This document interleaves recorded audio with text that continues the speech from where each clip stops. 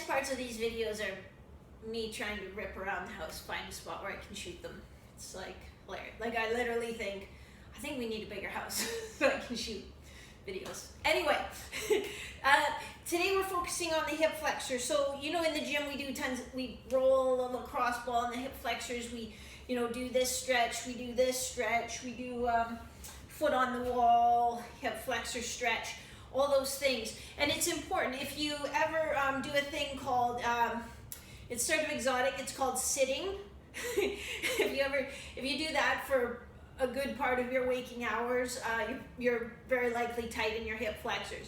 If you play this sport called hockey that has you in a forward flex position, that probably helps make them tighter. If you ever sit when you get home from school or work, that, you know, it's just constantly putting them in a shortened position. So it's not their fault. Don't get mad at your hip flexors. They don't know. You're putting them in a shortened position constantly, so they just think, well, that's like, okay, this is normal for us, so we should shorten up and get tighter.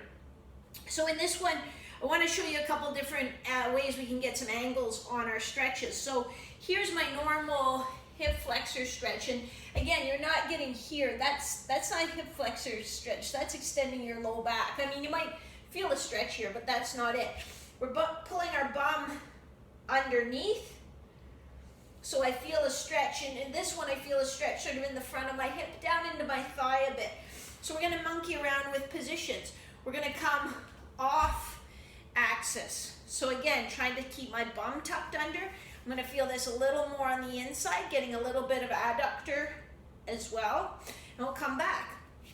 Another version we can do is get a little bit of internal rotation, and then again, I'm not going to lunge way forward. I'm just going to tuck my bum under in that position, and I feel this a little bit more in the outside of my hip flexor.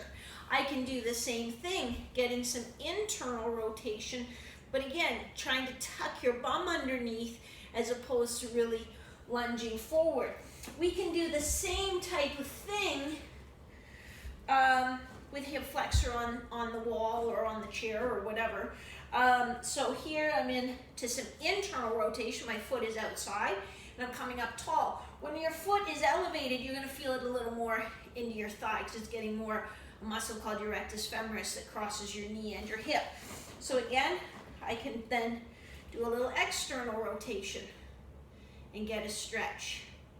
I can get into this nice stretch position and rotate a little bit away or rotate a little bit towards, just to change how my abdominals then integrate with my hip flexor.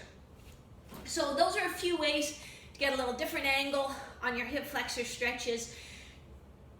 Don't try to beat them into submission.